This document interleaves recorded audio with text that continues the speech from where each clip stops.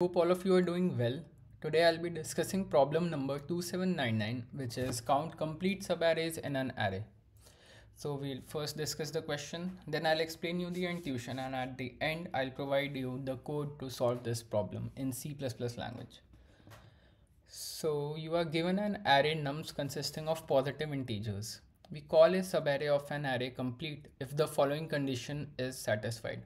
The number of distinct elements in the subarray is equal to the number of distinct elements in the whole array. And we have to return the count of complete subarrays. Okay, so let's first discuss what a subarray is. A subarray is a contiguous non-empty part of an array. If you see example number 1, 1 and 3 would form a subarray of size 2. Similarly, 1, 3, 1 would also form a subarray, but this subarray is of size 3. 2 and 2 at the end would also form a subarray of size 2. But we cannot skip any element in between. For example, 1, 1 and 2. This is not a subarray. This is a subsequence.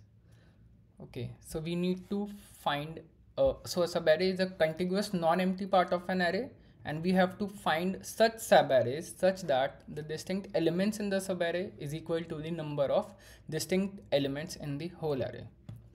Okay, so the number of distinct elements present in the nums vector is 3, right? There are 3 distinct elements present in this array, which are 1, 2 and 3.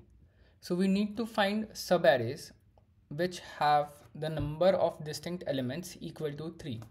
For example, 1, 3, 1, 2. This is a contiguous non-empty part of an array, so this is a valid subarray. And since it has 3 distinct elements present in it, it is also a complete subarray. So 1, 3, 1, 2 forms a complete subarray. Now tell me, if 1, 3, 1, 2 form a complete subarray, then the elements which are present after it would also be part of a complete subarray. What I'm saying is 1, 3, 1, 2 is a complete subarray. But if we add the next element 1, 3, 1, 2 and then again 2, this will also be a complete subarray, right? So based on this intuition, we'll be trying to dry run this test case and understand the intuition better. This is a standard problem, sliding window problem, and trust me, this is one of the most easiest sliding window problem. तो starting में हमको 2 pointers बनाने पड़ेंगे, which is left pointer and right pointer, and both of them would be initialized to 0. This number of distinct elements in nums is 3. Okay, so initially r 0 पे है. मैंने क्या करा कि एक मैप में मैं फ्रीक्वेंसी स्टोर कर दूंगा मेरे सब एरे में एलिमेंट्स की. तो अभी मेरा r इक्वल टू 0 है, मैं फर्स्ट इंडेक्स पे हूँ, तो फिर मैं अपने मैप में जाके उस एलिमेंट की फ्रीक्वेंसी को इंक्रीज़ कर दूंगा.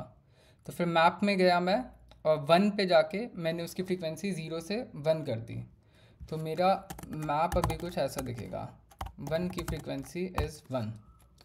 फिर मैंने देखा कि क्या मेरा कंप्लीट सब एरे बना, क्योंकि ये भी तो एक नॉन एम्प्टी सब एरे है, पर ये कंप्लीट नहीं है. कंप्लीट इसलिए नहीं है क्योंकि नंबर ऑफ डिस्टिंक्ट एलिमेंट्स इस सब एरे में इक्वल टू नहीं है distinct elements in the complete array. तो ये नहीं है मेरा कंप्लीट सब एरे. तो मैं फिर आर को आगे बढ़ाता हूँ. When I increment R, now R is at index number 1. अब फिर मेरे को मैप में जाके मेरे 3 का जो फ्रीक्वेंसी है उसको इंक्रीज़ करना पड़ेगा. तो मेरा मैप समवॉट ऐसा दिखेगा. अब मैं चेक करूँगा कि L और R के बीच में जो सब एरे बन रहा है क्या वो कंप्लीट है. नहीं है कंप्लीट, क्योंकि डिस्टिंक्ट एलिमेंट्स नहीं है इसमें. उतने डिस्टिंक्ट एलिमेंट्स हमको 3 चाहिए, मगर between L and R number of distinct elements equal to 2 चल रहा है अभी. तो फिर मैं R को इंक्रीमेंट करूँगा. नाउ मैं R is at index number 2. R index number 2 पे गया तो फिर से मेरे को मैप में जाके फ्रीक्वेंसी इंक्रीज़ करनी पड़ेगी 1 की. मैंने देखा मैप में फ्रीक्वेंसी इज़ 1, बट एक और 1 आ गया अब मेरे सब एरे में, तो फिर मेरे को इसकी फ्रीक्वेंसी बढ़ानी पड़ेगी. अब वो 1 से 2 हो जाएगी.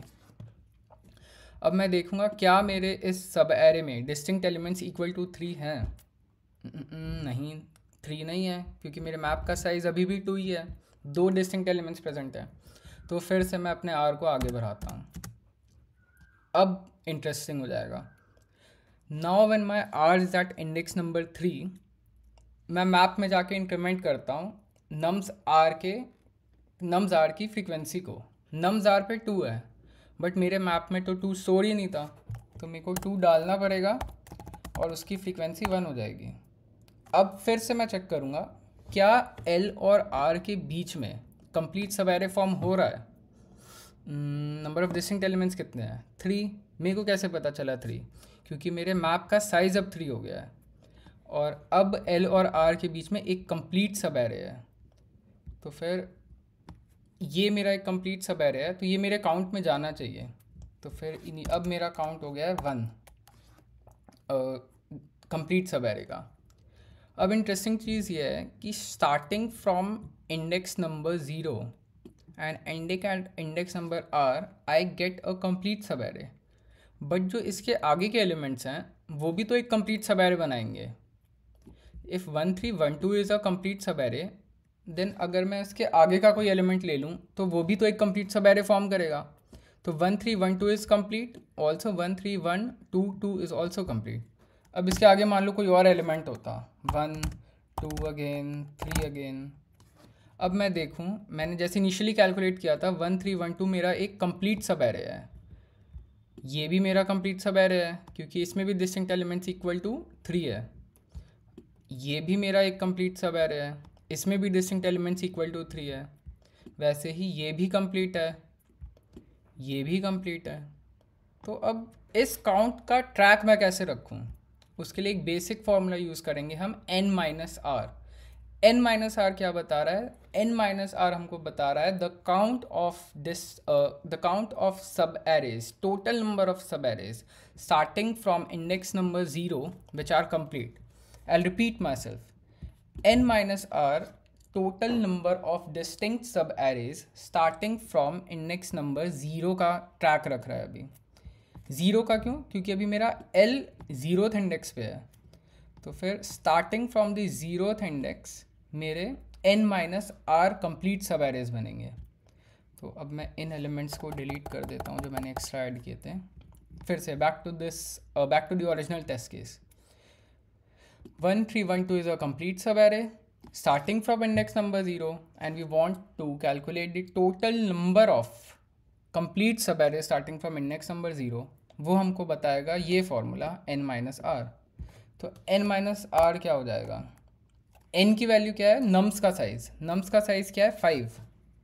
5 एलिमेंट है, 1 3 1 2 2, 5 एलिमेंट्स हैं। तो फिर n माइनस आर की वैल्यू क्या होगी? 5 minus 3 which is equal to 2। तो फिर मैंने starting from index number 0 complete sub arrays का काउंट निकाल लिया। अब मेरे को स्टार्टिंग फ्रॉम इंडेक्स नंबर 1 भी निकालना पड़ेगा, स्टार्टिंग फ्रॉम इंडेक्स नंबर 2 भी निकालना पड़ेगा, स्टार्टिंग फ्रॉम इंडेक्स नंबर 3 भी निकालना पड़ेगा। तो फिर मैं अपने l को इंक्रीमेंट करता हूँ, which was initially at 0। Increment करने के बाद ये 1 पे चले जाएगा।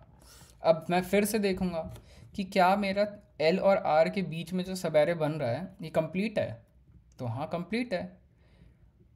एक चीज़ रह गई, जब मैंने l को आगे बढ़ाया तो मेरे को इस एलिमेंट का जो फ्रीक्वेंसी है मेरे मैप में उसको कम करना चाहिए था।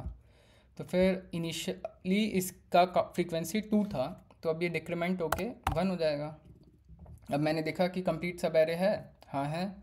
अब अगर ये सब एरे कंप्लीट है बिटवीन l टू r, तो जो उसके आगे के एलिमेंट्स होंगे वो भी कंप्लीट सब एरे फॉर्म करेंगे। अब मैं काउंट निकालूंगा complete sub array starting from index number 1 का। तो उसके लिए same formula n minus R. तो इनिशियली n माइनस आर की वैल्यू 2 थी, मैं इसमें ऐड कर दूंगा फिर से n माइनस आर।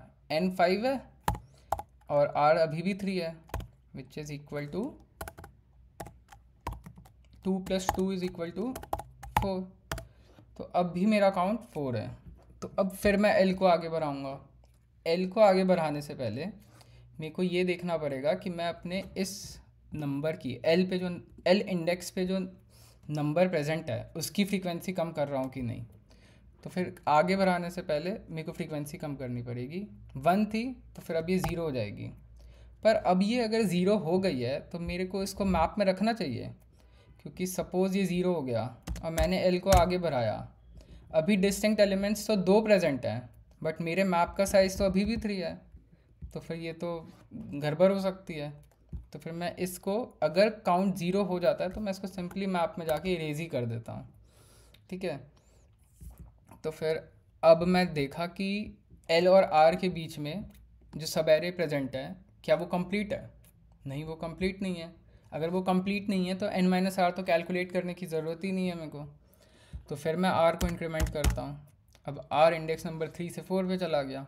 अब मैंने देखा कि क्या l और r के बीच में एक कंप्लीट सब एरे फॉर्म हो रहा है? नहीं हो रहा है। नहीं हो रहा है तो मैं r को इंक्रीमेंट करूँगा। r को जब मैंने इंक्रीमेंट किया, जो कि इनिशियली 4 पे था, अब वो 5 पे चला जाएगा। पर क्या 5 पे कोई एलिमेंट प्रेजेंट है? नहीं प्रेजेंट है। तो जब 5 पे एलिमेंट ही नहीं प्रेजेंट है तो मैं एक्सेस किसको करूँगा? तो यहाँ पे जो मेरा फॉर लूप है ये ब्रेक कर जाएगा। Okay, so this is the complete intuition. If you have any doubt please drop a comment and I will try to resolve your doubt as soon as possible. I think now we should begin with writing the code to this problem. If you want you can take a screenshot of this and I advise कि आप खुद pen paper पे जाके इसको अपने आप dry run करो. तो initially I'll find the total number of distinct elements present in nums.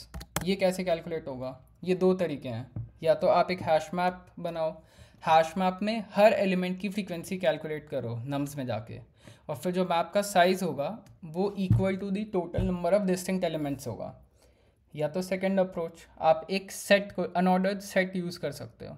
Unordered set bar bar elements को स्टोर ही नहीं करेगा अगर वो ऑलरेडी प्रेजेंट हैं तो फिर जो साइज़ होगा सेट का वो equal to the total number of distinct elements present in nums होगा. तो मैं जल्दी से एक सेट बना लेता हूँ, इसका नाम st रख देते हैं, nums dot begin nums dot and. एक आइडिया दे देता हूँ आपको. सेट मेरा कुछ ऐसा दिख रहा होगा 1 2 3. अनऑर्डर्ड सेट है तो फिर 1 3 2 ऑर्डर फ़र्क नहीं पड़ता, वो ऑर्डर नहीं मेंटेन करेगा. अब मैं कैलकुलेट कर लेता हूँ total number of distinct elements. तो वो मेरे सेट के साइज़ के बराबर होगा. सेट का साइज़ क्या है? 3 है, 3 एलिमेंट प्रेजेंट है और मेरे को वही सब एरे निकालने हैं जिनमें डिस्टिंक्ट एलिमेंट्स इक्वल टू 3 हों. अब मैं कुछ पॉइंटर्स को इनिशियलाइज़ करता हूँ.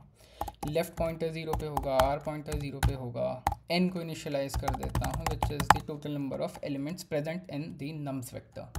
एक आंस वेरिएबल बना लेते हैं जिसको हम बाद में रिटर्न करेंगे. ये स्टोर करेगा कंप्लीट सब एरेज का काउंट. एक हैश मैप भी चाहिए होगा हमको. हैश मैप में हम अपने सब एरे के एलिमेंट्स की फ्रीक्वेंसी को स्टोर करेंगे.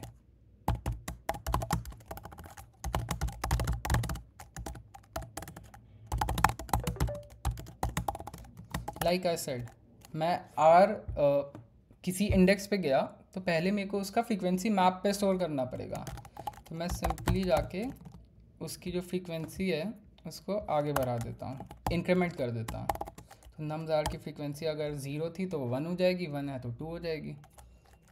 अब मैं चेक करूँगा कि क्या मेरे number of distinct elements present इन सब एरे इक्वल टू 3 है और इक्वल टू डिस्टिंक्ट एलिमेंट्स है. अगर है तो फिर मैं n-r वैल्यू कैलकुलेट करूँगा और लेफ़्ट पॉइंटर को भी आगे बढ़ाते जाऊँगा. फिर while mp.size equal to distinct elements ans plus equal to n-r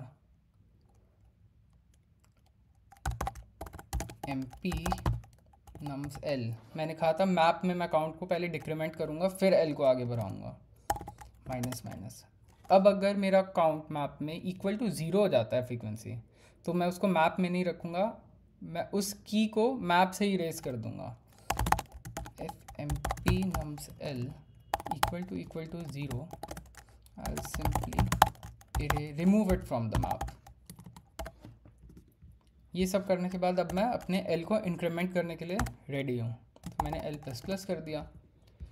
अब ये फॉर लूप चलेगा, इनर लूप आउटर लूप, और फिर लास्ट में मैं सिंपली आंसर को रिटर्न कर दूंगा. I think this should work. Let's try to run this solution. Okay, this is working. Let's try to submit it.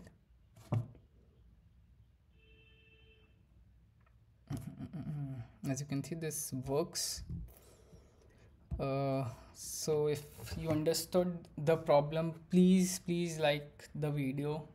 Do share it with your friends. If you have any doubt, please drop a comment and I'll try to answer it as soon as possible. So that's it for today. Let's meet tomorrow. Have a good day.